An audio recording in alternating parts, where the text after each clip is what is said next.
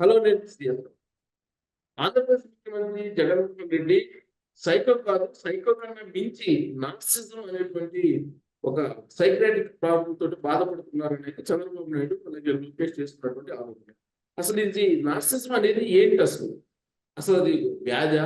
లేదా దాని లక్షణాలు ఎలా ఉన్నాయి అనేది తెలుసుకునే ప్రయత్నం చేద్దాం. ప్రస్తుతం మనతో ఇంటరాక్ట్ కావడానికి ప్రముఖ సైకాలజిస్ట్ వీరేంద్ర గారు ఉన్నారు. సార్ నమస్తే.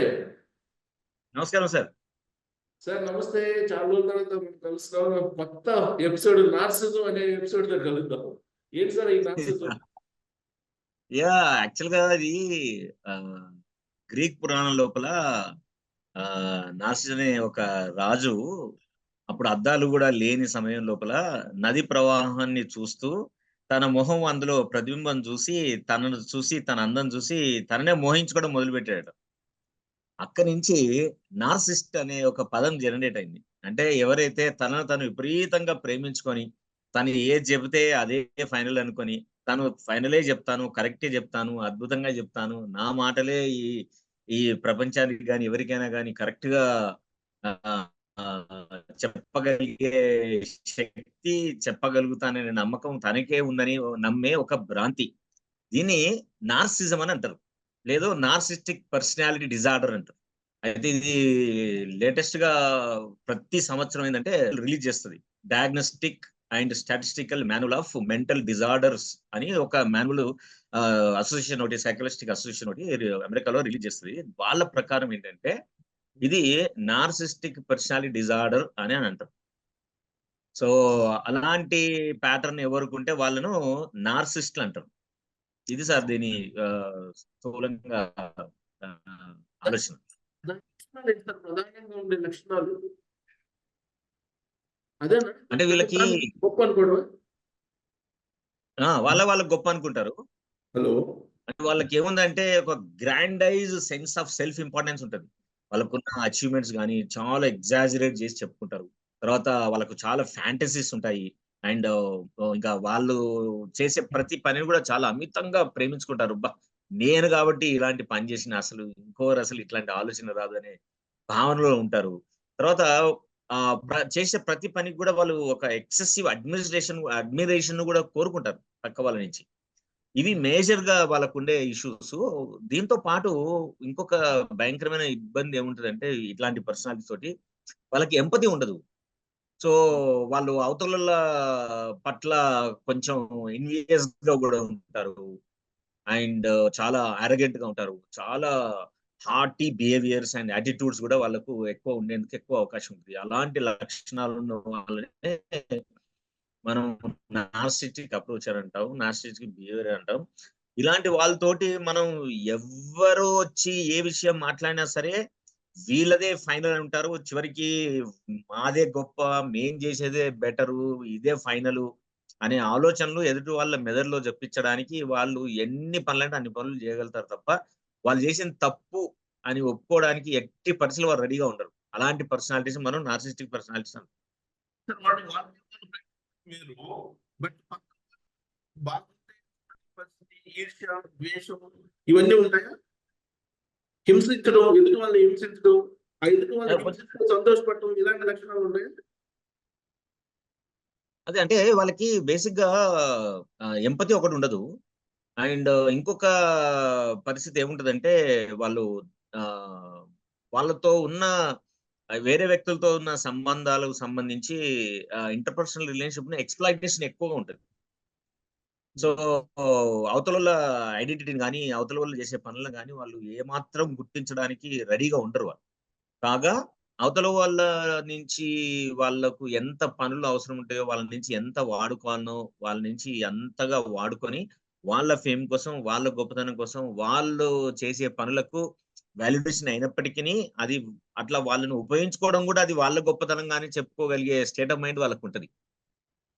వాళ్ళు ఆరోగెంట్ ఉంటారు కాబట్టి వాళ్ళ దగ్గరకు వచ్చి వేరే వాళ్ళు కూడా ఫలానాది నువ్వు చేసే తప్పు ఇట్లా కాదు చేయకూడదు అంటే వాళ్ళు ఎట్టి బస్సులో విని దాన్ని ఒప్పుకొని రీచెక్ చేసుకొని రియాలిటీ చెక్ ఉందా లేదా చెక్ చేసుకోవడానికి రెడీగా ఉంటారు వాళ్ళు. And they are all envious of others also. So అట్లే అవతల వ్యక్తులు కూడా వాళ్ళ పట్ల చాలా అసూయను కలిగి ఉంటారు. ఎందుకంటే వాళ్ళు చాలా మంచి పనులు చేస్తున్నాను, నేను గొప్ప పనులు చేస్తాను అవతల. ఓకే. సార్ ఇప్పుడు దీనికి సైకో అనే పదానికి ఈ నార్సిజం అనే పదానికి మధ్య వ్యత్యాసం ఏంటి సార్? సైకోను నార్సిజం కదా సార్. నార్సిస్టిక్ పర్సనల్ డిజార్డర్ ఏమో ఇట్స్ ఏ ప్రాబ్లం. సైకో అనేది మెంటల్ ఇల్నెస్. సైకోలను ఎవరంటాము అంటే వాళ్ళు ప్రవర్తించే తీరు గాని, విచక్షణ గాని ఏది కూడా ఒక ప్యాటర్న్ లో ప్రవర్తించరు. వాళ్ళు they go beyond the human behaviours. వాళ్ళు అవతల వ్యక్తులను హింసించడానికి అయినా, వాళ్ళను ఇష్టం ఉన్నట్టు పనిష్ చేయడానికి అయినా సరే, వీళ్ళ ఆలోచన లోపల అవతలి వ్యక్తులకు స్థానం అంటూ ఏది ఉండదు.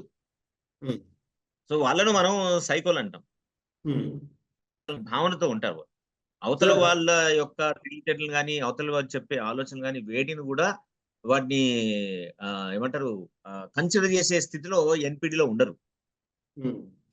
ఎన్పిడిలో ఉండే ఈ నార్సిస్టిక్ పర్సనాలిటీ డిజార్డర్ లో ఉన్న లక్షణాలు ఏంటంటే వాళ్ళు ఏది చేసినా చాలా గొప్పగా ఉందని ఆలోచించేస్తారు. అదే సైకోలో వాళ్ళ ఆలోచన అంటూ ఏముండదు. ఇది గొప్పది, ఇది మంచిది, చెడు ఉండదు. దే గో విత్ ఇంపల్సివ్ ఆలోచనతో ఉంటది వాళ్ళకి ఆలోచించే శక్తి ఉండదు. ఇంపల్సివ్ గా ఏది అనిపిస్తే అదే చేసి అవతల వాళ్ళను వికృతంగా చాలా హింసించే పరిస్థితికి వెళ్ళిపోతారు. వాళ్ళని మనం సైకో అంటాం. సో వీటన్నిటిలో ఏది తీవ్రమైనటువంటి వ్యాధి అనుకోవాలి? నేచురల్ సైకోనే తీవ్రం కదండి నార్సిస్టిక్ అంటే. అవునా? సైకోనే చాలా వికృతమైన పని. ఎందుకంటే అది మెంటల్ ఇల్నెస్. ఇది ఒక వ్యక్తిత్వ లోపంలో ఉండే ఒక పద్ధతి. సో వ్యక్తిత్వ లోపాల్లో ఉన్నప్పటికీ వాళ్ళతో కలిసి జీవించే వాళ్ళకి తప్పకుండా చాలా బాధ కలుగుతుంది, ఇబ్బందిగా ఉంటది. కానీ బట్ మనిషి జీవన విధానము అనేది అంత మనుషులందరినీ చంపేయాలి, హింసించాలి, అవతల నుంచి నాకు థ్రెట్ ఉంది అనే ఒక ఎలుసినేషన్ నార్సిస్టిక్ బిహేవియర్ లో ఉండదు. నార్సిస్టిక్ బిహేవియర్ లో ఉన్న మేజర్ ప్రాబ్లం ఏంటంటే నేను ఏదనుకుంటే అదే ఫైనల్, నేను ఏది చేస్తే అదే ఫైనల్, అదే ultimate the best thing no human can do అనే ఆలోచన శరీరంలో ఉంటుంది.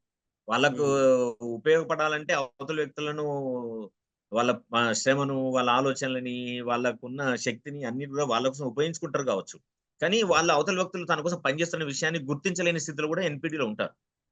బట్ కంపేర్ టు ది ఎన్పిడి చేస్తే సైకోనే బిహేవియర్ చాలా ఏమంటారు బియాండ్ కంట్రోల్, బియాండ్ సిచ్యువేషన్స్ ఉంటుంది. చాలా మంది ఏంటంటే నార్సిస్టిక్ పర్సనాలిటీ అంటే ఈ మధ్య కాలంలో ఎక్కువగా పరిగణలో చూస్తారు కాబట్టి that may be looks like a very fancy word. ఈ రెండు సైకో అలాగే నార్సిజం ఈ రెండు ఇంటర్లింక్డ్ సార్? ఇంటర్లింక్డా డిసీజ్ వైజ్? అంటే ఇంటర్లింక్ ఉండాలని రూల్ లేదండి. కలిగి ఉంటే కలిగి ఉండొచ్చు, తెలియదు మనకు.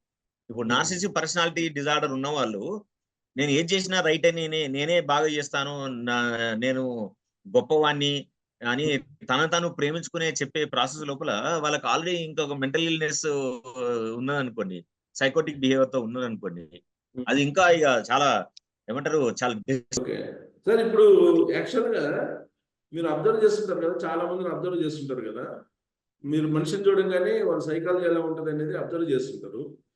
వాళ్ళు డైరెక్ట్ గా భౌతికంగా మీరు డైరెక్ట్ గా మీతో ఇంటరాక్ట్ కాకపోయినప్పటికీ కూడా, ఇప్పుడు జగన్మోహన్ రెడ్డి గురించి చంద్రబాబు నాయుడు, లోకేష్ లాంటి వాళ్ళందరూ కూడా సైకో, నార్సిజం ఉన్న వ్యక్తిగా చూస్తూ ఉంటారు. అలాంటి సింటమ్స్ ఉన్నాయని ఒక సైకాలజిస్ట్ గా మీరు ఐడెంటిఫై చేశారు ఎప్పుడన్నా? అంటే అంటే మా దగ్గరకు వచ్చే క్లయింట్లు అండి, వైఫ్ అండ్ హస్బెండ్ రిలేషన్షిప్ లో స్పౌజులు ఒక్కోసారి విపరీతంగా బాధపడుతూ ఉంటే అవతల వ్యక్తికి 1% కూడా నేను తప్పు చేస్తున్నాను, వాళ్ళని బాధ పెడుతున్నాను అనే భావన రాదు వాళ్ళకి. ఏమంటారంటే నేను కరెక్టే చేస్తున్నా. అవును, మరి తన రోల్ తను బాగా చేయాలి కదా, తనకు చెప్పాలి కదా, తను చెప్పకుంటే తనకి ఎట్లా అర్థమవుతుందని చాలా హింసాత్మకమైన పద్ధతులతోటి, మానసిక క్షోభను గురి చేసే పద్ధతులతోటి, చాలా అబ్యూజివ్ వర్డ్స్ తోటి, చాలా అన్హెల్ప్ఫుల్ బిహేవియర్ ప్యాటర్న్స్ తోటి ఆ స్పౌజ్ పనిచేస్తూ ఉంటాడు. పొద్దున్న లేచి రాత్రి పడుకునే వరకు చాలా తిడుతూ, క్రిటిసైజ్ చేస్తూ, వాళ్ళని హింసిస్తూ అవతల వ్యక్తులు వీళ్ళ కోసం పని చేస్తూనే ఉంటారు. వీళ్ళ బావ కోసం చేస్తారు, వీళ్ళ సుఖం కోసం చేస్తారు, వీళ్ళ ఆహారం ఇస్తారు, వీళ్ళు బట్టలు చూస్తారు, అన్ని చూస్తారు. అయినా సరే ఈ నార్సిస్టిక్ బిహేవియర్ ఉన్న వాళ్ళకి వాళ్ళ పట్ల కించిత్ కూడా ఎంపతి ఉండదు. వాళ్ళు ఏడుస్తుంటారు, బాధపడుతుంటారు. నీ వల్ల ఇట్లా అబ్యూజ్ అయిపోయినా నేను, నాకు నిద్ర కూడా పడతలేదు, నాకు యాంగ్జైటీ వస్తుంది, నాకు జ్వరం వస్తుంది, నాకు తినబుద్ధి అయితలేదు, సహిస్తలేదు. అయినా సరే నేను పని చేస్తున్నానంటే వాళ్ళకు 1% కూడా ఏమి అనిపియదు. కానీ నువ్వు మరి చేయాలి కదా నువ్వు. నేను ఎందుకు తప్పు చేస్తా? నీకు తెలుసు కదా నేను తప్పు చేయ కదా. నేను నీ మంచి కోసం చేస్తున్నా కదా. మన కుటుంబం మంచి కోసం చేస్తున్నా కదా. ఆ మనిషి వెయిట్ లాస్ అయితది. ఆ మనిషి మొహంలో కలవిహీనం అయితది. ఆ మనిషి నిద్రపోదు. ఆ మనిషి ఏడుస్తూనే ఉంటది. అయినా సరే వాళ్ళని హింసిస్తూనే ఉంటారు వాళ్ళు. కానీ ఇది నేను చేస్తున్నది రాంగు. అవతల వ్యక్తి ఇంత బాధపడి చెప్తున్నంటే there will be some logic in that అని ఆలోచించే శక్తి ఉండదు వాళ్ళకి. ఎందుకంటే దే బికమ్ టోటల్లీ అపథెటిక్ అయిపోతారు వాళ్ళు. దే బికమ్ టోటల్లీ ఏమంటారు insensitive to the emotions of the other person. ఎందుకంటే వాళ్ళ దృష్టిలో వాళ్ళకి వాళ్ళే గొప్పవాళ్ళు అనుకుంటారు. వాళ్ళ దృష్టిలో అది గుర్తించట్లేదంటే అది గుర్తింపు లేని విషయంగా గ్రహిస్తారు తప్ప, నేను గుర్తించాల్సిన అవసరం ఉంది. ఆ మనిషి పదే పదే దాన్ని నా నోటీసులోకి తీసుకొస్తుంది. I need to look into this అనే ఆలోచన రాదు. అట్లాంటి ఆలోచన ధోరణితో ఉండే వాళ్ళనే మనం నార్సిస్టులు అంటాం. సో ఇప్పుడు మనం దాన్ని జగన్మోహన్ రెడ్డికి ఇంప్లిమెంట్ చేయొచ్చా మీ అబ్జర్వేషన్ ప్రకారం?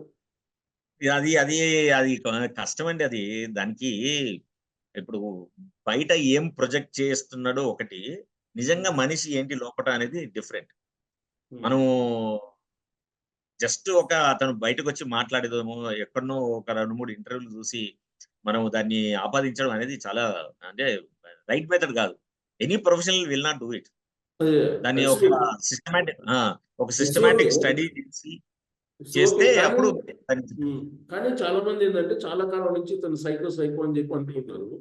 సరే అది రాజకీయ పరమైనటువంటి దాడి అనుకున్నా కానీ ఇప్పుడు మళ్ళా నార్సిజం అనే దాన్ని తీసుకొచ్చారు గత కొన్ని రోజుల నుంచి.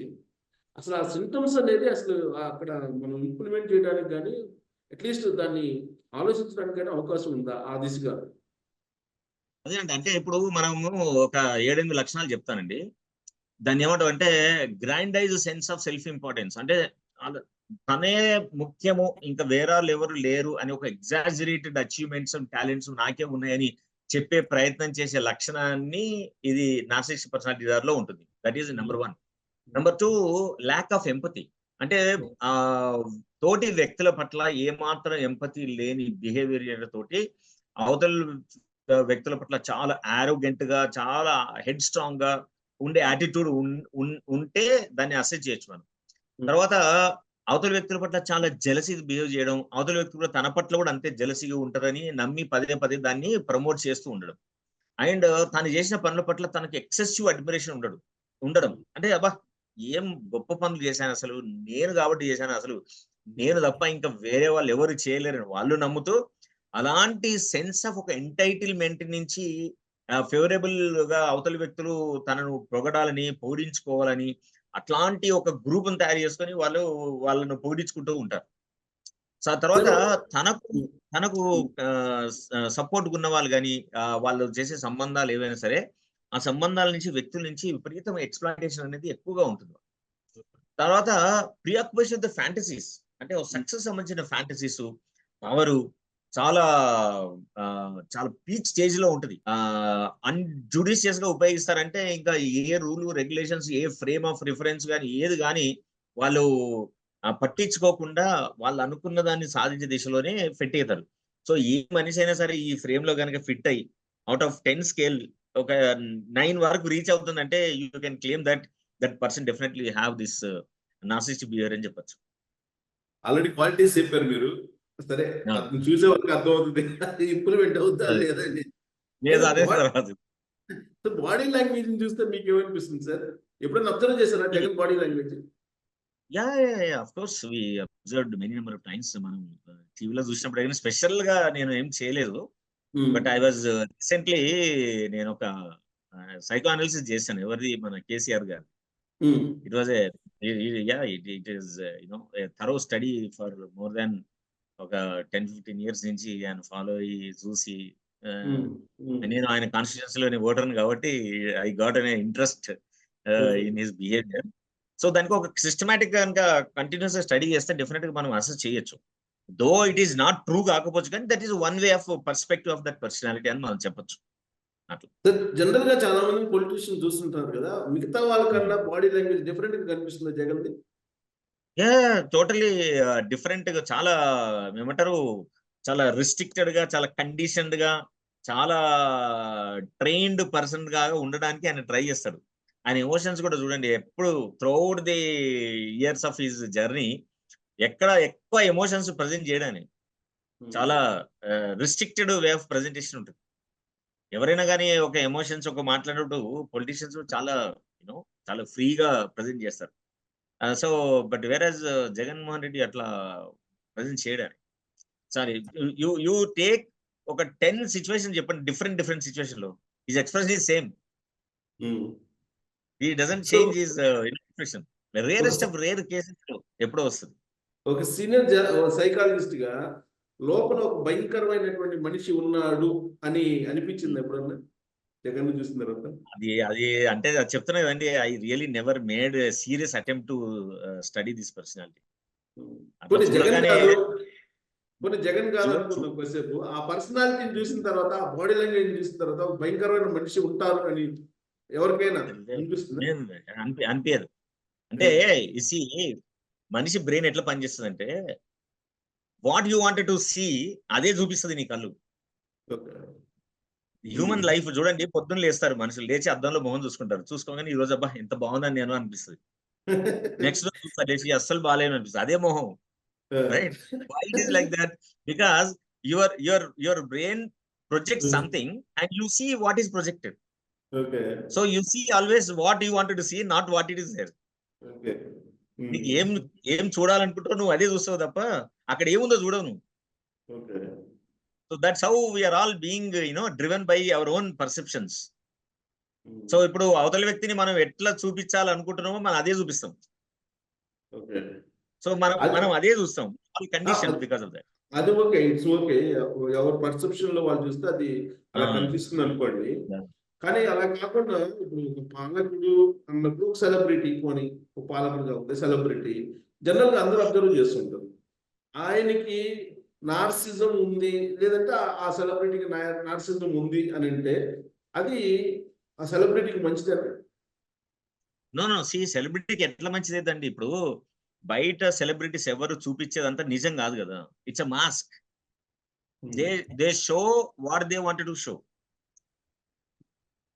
మనిషి యొక్క పూర్తి స్థాయి వ్యక్తిత్వాన్ని మనం ఎప్పుడు తెలుసుకోగలుగుతాం అని అంటే when you are with them in their private time.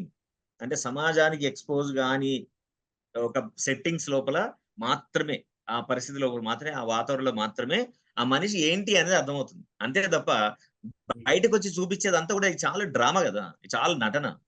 So నువ్వు ప్రొజెక్ట్ చేసేదాన్ని ఇదే పర్సనాలిటీ మనం ఎట్లా చెప్పగలుగుతాం? చెప్పలేం.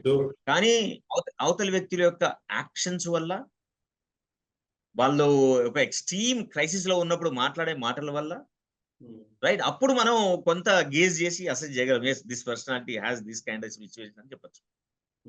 అంతేగాని ఒక ఫ్రీజ్ ఎన్వైరన్మెంట్ పై నేను ఇట్లే ఉండాలనుకుంటున్నాను అని ఇట్లే చూపించడం మొదలు పెట్టాం అనుకోండి, it is difficult to show.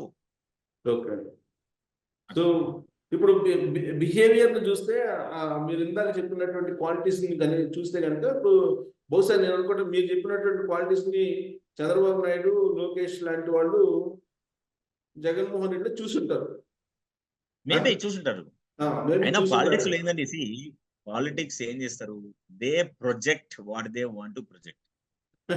అవును, right, and they try to hypnotize everybody to see the world through their projections. Okay. Thank you. Some people will be successful in making a whole section to see what they wanted to show to the people. Sometimes the politician may not be possible to do it. Ultimately, what every politician will do, they want to make the people to see the world through their eyes. Yeah. అట్లా అయినప్పుడు గెలుస్తారు, అట్లా కానప్పుడు ఓడిపోతారు. Right sir, thank you very much sir. So మొత్తం మీద narcissism అనేది జగన్మోహన్ రెడ్డికి ఆపాదిస్తున్నారు చంద్రబాబు నాయుడు అలాగే లోకేష్. సో క్వాలిటీస్ అయితే మీరు చెప్పిన క్వాలిటీస్ కొన్ని ఏమో కొంచెం అనుమానాస్పదంగా ఉన్నాయి. సో ప్రజలే నిర్ణయిస్తారు ఆయనకి ఏమున్నాయి. Thank you very much.